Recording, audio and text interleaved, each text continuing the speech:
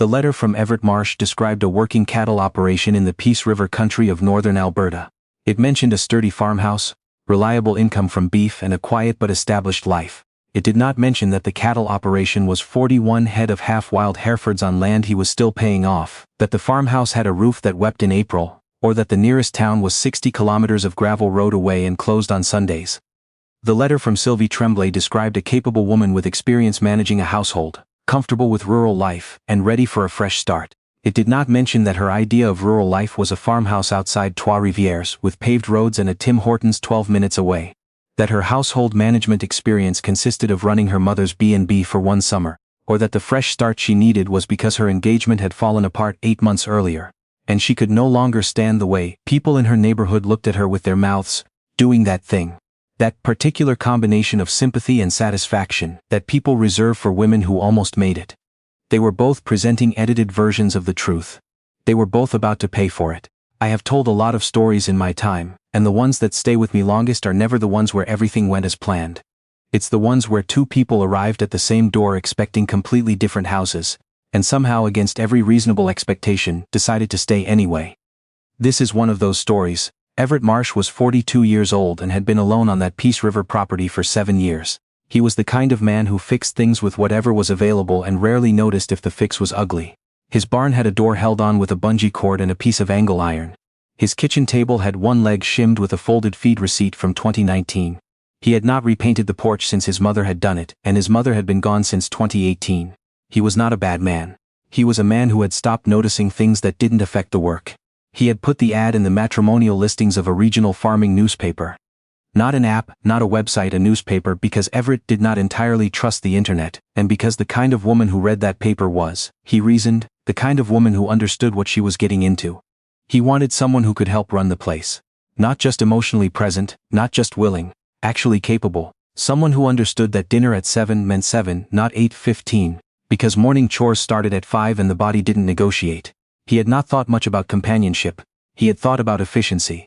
Sylvie Tremblay was 37 years old and had spent most of her adult life being competent in ways that were invisible. She was the one who organized her family's affairs after her father's stroke, who kept the B&B's books straight, who knew exactly which cousins to seat apart at a family dinner and why. She was good at reading rooms and people and situations, and what she was reading now in the late autumn of her 37th year was that her life in Trois-Rivières had become a room she no longer fit in. The engagement ending was the visible thing, the thing people knew about. What they didn't know was that it had been failing for 2 years before that, and she had stayed because she did not know what leaving looked like. When it finally ended, when he said the words she had been quietly dreading and secretly hoping for in equal measure, she had felt something she hadn't expected. Relief so sharp it frightened her. She needed to go somewhere that didn't already have a version of her installed. Somewhere she could be new. The farming ad was not her first choice. It was not her second or third choice. It was the choice that was still available in February when the others had not worked out, and Sylvie Tremblay was not a woman who waited when a door was open. She arrived by bus to Peace River town in the first week of March. Everett was at the station. He had washed his truck and was wearing a jacket without any visible stains, which was, she would learn later, his version of formal. His first impression of her. She had luggage that matched. Her first impression of him. The jacket had a tear in the left elbow that someone had repaired with iron-on tape, not thread. They shook hands. His were the hands of someone who worked with them. Hers were the hands of someone who had been meaning to use more hand cream. He said, "Long drive. You hungry?" She said, "Is there somewhere to eat?"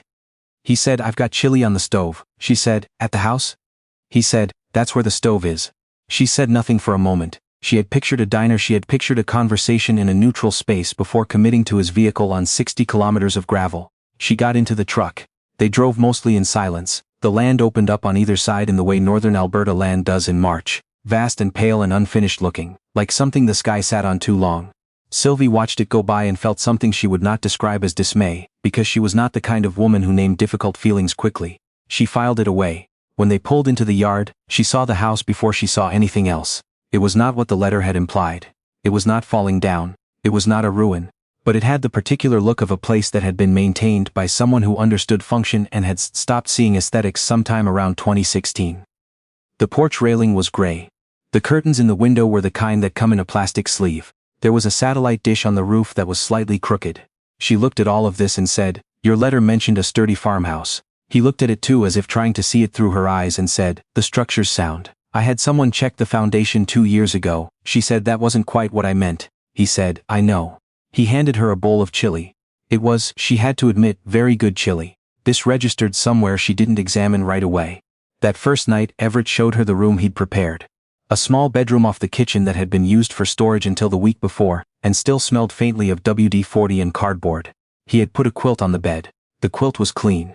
She noticed that he had vacuumed, because there were still vacuum lines in the carpet that hadn't been walked over yet. He had tried. It was important to her later that she had noticed that he had tried. She did not sleep well.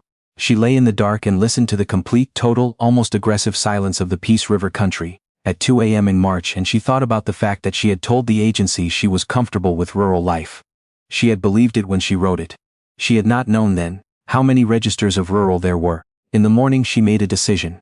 Not to love this place, not yet, maybe never, but to be honest with herself about what she had and hadn't done, and to stop coasting on the assumption that competence in one area transferred automatically to another. She found Everett in the barn at 5:30, already working. She stood in the doorway in her coat and said, I want to know how everything runs, all of it, the cattle, the schedule, the equipment, the finances. I'm not here to stand in the kitchen. I'm here to be useful, and I can't be useful if I don't understand the operation. Everett looked at her over the back of a roan Hereford he was checking. He said, You ever worked with cattle before? She said no. He said, Horses? She said no. He said, What did you do at your family's place? She said, Kept the books, managed bookings. Cooked for 12 people on long weekends. Dealt with a blocked septic line once, which I'm not sure is relevant but I'd like credit for.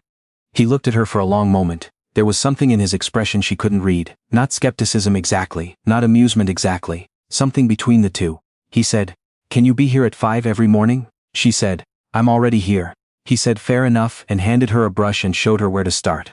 The first month was educational in the way that certain experiences are educational, meaning that she learned a great deal, most of it uncomfortable, and none of it what she had expected. She learned that Herefords are not gentle animals. They are heavy and stubborn and they do not care about your personal space or your coat from Simon's. She learned that feeding 41 cattle in a northern Alberta march is a project with a specific sequence that cannot be interrupted or reordered without consequences she did not want to experience twice. She learned that checking the fence line means exactly that. Physically walking or driving the perimeter of your property in weather that has opinions about being outdoors. She also learned things Everett hadn't thought to teach her. Because they were so obvious to him they had stopped being visible. She learned that the sky in the Peace Country tells you things if you know how to read it. Low pressure coming in from the northwest had a particular color to it, a kind of bruised yellow-gray that meant wind by afternoon. Everett read that sky without thinking. She started watching his face when he looked at it. She learned that a cow standing apart from the herd not eating is usually a cow worth worrying about. She learned that Everett knew every one of his 41 animals by something other than the ear tags. By their habits, their walk, which ones pushed to the front and which ones hung back. He had named 3 of them. He said he hadn't meant to. She believed him but she also didn't, entirely. Her hands changed. She had good hands, quick and precise, but they had been office and kitchen hands, soft in the places that matter for typing and chopping and not much else. By the end of April they had developed new calluses in new places, and she looked at them sometimes with a feeling she couldn't quite categorize. Not pride exactly. Something more provisional than pride. Something like, I didn't know I could do this. What Everett was learning. He was learning more slowly and in a direction he hadn't anticipated. He had expected, if everything went as planned, to have someone who made the inside of the house functional. Meals on time. Laundry managed. The 10,000 small domestic tasks that accumulated when you were one person running 40 hectares largely alone. That was what he'd put in the ad, roughly speaking, translated through the language of a man who found it difficult to say directly what he needed. What he got, instead, was a woman who reorganized his filing system on a Wednesday afternoon, and then presented him with a chart, showing that he was spending 11% more on feed than he needed to. Because he was buying from the same supplier out of habit, and not because they were the best price. He stared at the chart. He said, Where did you get these numbers? She said, Your invoices, the ones in the shoebox under the desk. He said, Those are organized by. She said, They're in a shoebox.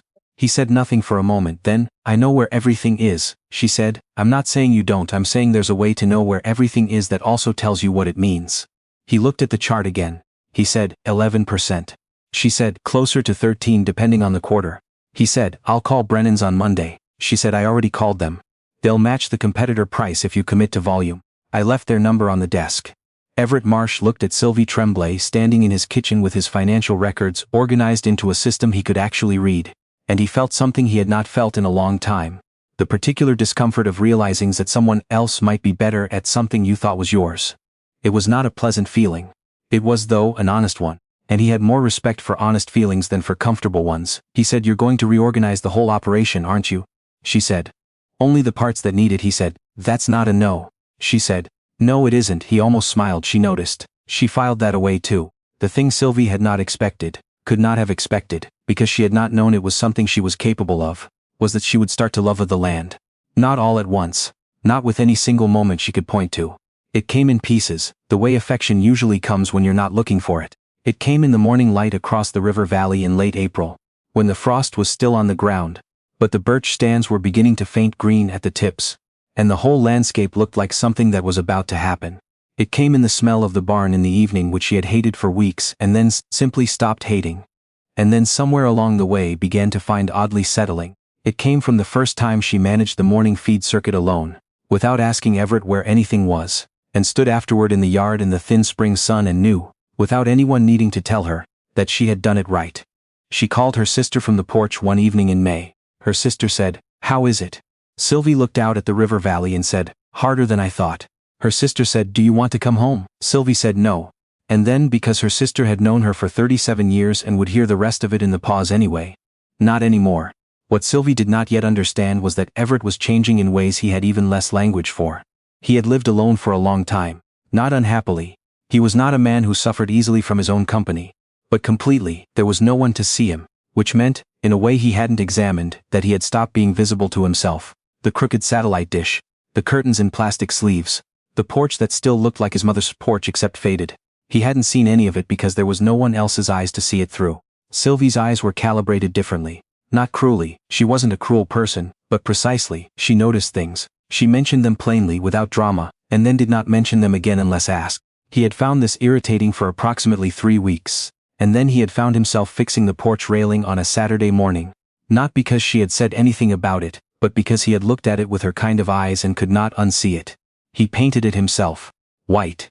Because that was the color his mother had used, and because some things you don't change for the sake of changing. When Sylvie came outside and saw it, she said nothing for a moment. Then she said, "That looks good." He said, "Needed doing." She said, "It did." They stood there looking at the white railing in the late May sun, and he felt something he hadn't had enough practice naming to name cleanly. Just something that had been missing from the air and was now there. He planted a window box. He was not entirely sure why. He put it on the kitchen windowsill and put some seeds in it, because it was that time of year, and he had extra seed packets anyway, and it seemed like the sort of thing a house with someone in it should have. He did not tell Sylvie about it. He just left it on the sill. She watered it without being asked and without saying anything about it to him, and he understood, somehow, that this was a thing they had agreed to without discussing it. There was a night in June that changed everything, and it was, as these moments often are, not romantic in any way that makes a good story on its own. It was the 14th. Which Everett knew because it was the date he always expected to lose a calf if he was going to lose one. A heifer had been showing signs of trouble since the afternoon. Standing apart, restless, not eating the way she should. He'd watched her through the evening, and at 11 at night she was in labor and it was not going the way it should. He did not knock on Sylvie's door. He didn't want to wake her, and he thought he could manage. He could not manage. The calf was presenting wrong and he needed a set of hands, and he had done this alone before, and lost the animal before, and he did not want to lose this one. He knocked. Sylvie opened the door in 30 seconds, already partly dressed, already reading his face. She said, "The heifer?" He said yes.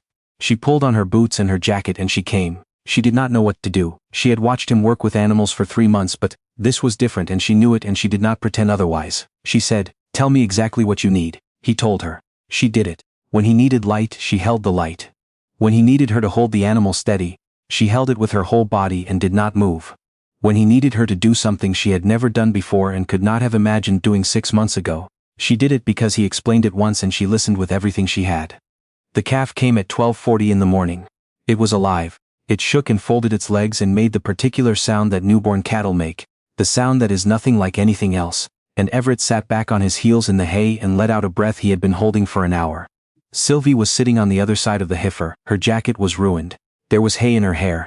She looked at the calf and then she looked at Everett and she said, "Is it okay?" He said, "She's fine. She's good."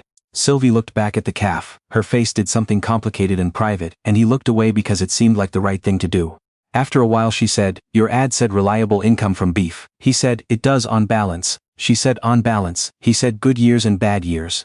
Usually more good. She said, and what was in my letter that wasn't true? He said, you said comfortable with rural life. She said, I believed it when I wrote it. He said, I know. She said, what about you? He was quiet for a moment watching the calf. Then he said, I said sturdy farmhouse. She said, the structure is sound. He said, you're doing my line. She said, it seemed like you needed the help. He almost laughed. It was not quite a laugh. It was a short sound that suggested a laugh was available if he'd wanted it, and she heard it and something in her loosened without her permission. He said, the things I put in that ad. I was thinking about what I needed to keep the place running. I wasn't thinking about. He stopped. She waited. He said, I was thinking about the operation. She said, I know. He said, I don't think that's all I was thinking about. I just didn't have the words for the rest of it. Sylvie Tremblay looked at Everett Marsh across the back of a tired Hereford heifer, at 12:40 in the morning in a Peace River barn, both of them covered in the evidence of a crisis they had handled together.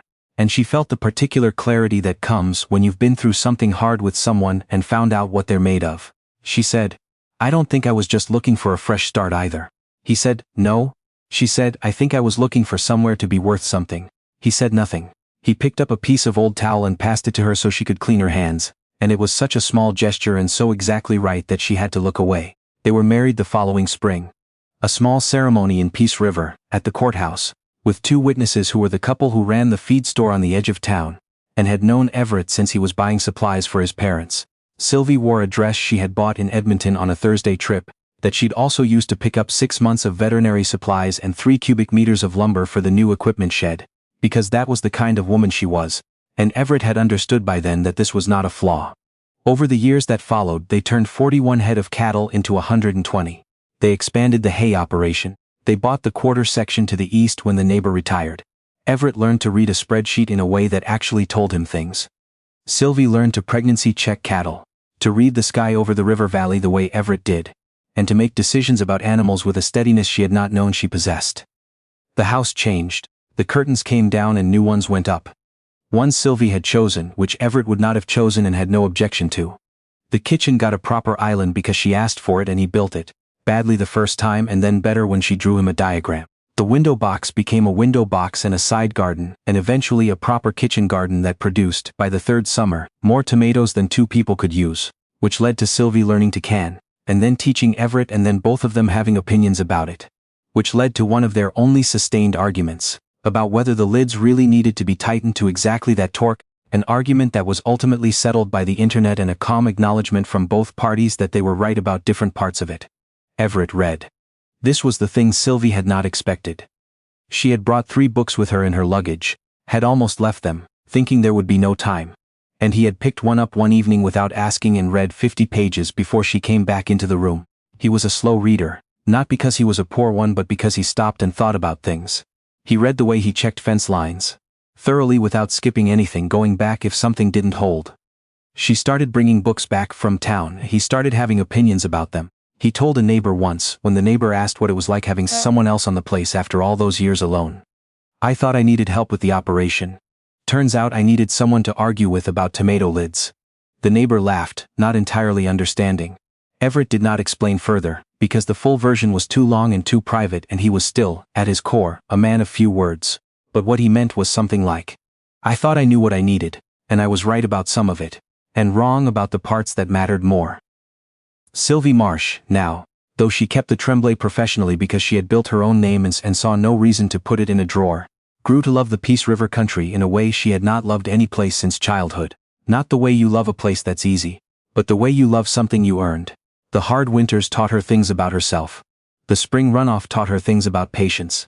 The cattle taught her things she didn't have words for yet, about life that was plainly itself and asked nothing but care.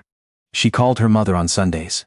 Her mother had been skeptical, had said gently, in that French-Canadian way of saying things with your whole face while your mouth stays careful, that she worried Sylvie was running away from something.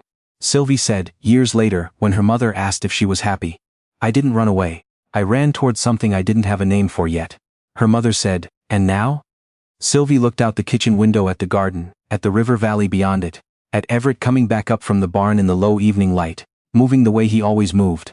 Steadily, without hurry, like a man who had made peace with the fact that the work was never finished and had decided to be all right with that. She said, now I have the name. I've thought about Everett and Sylvie a long time since I first heard their story, What strikes me every time is not how different they were when they arrived. It's how honest they eventually became, not right away, not without resistance, but eventually, about what they had actually been asking for underneath the words they'd chosen.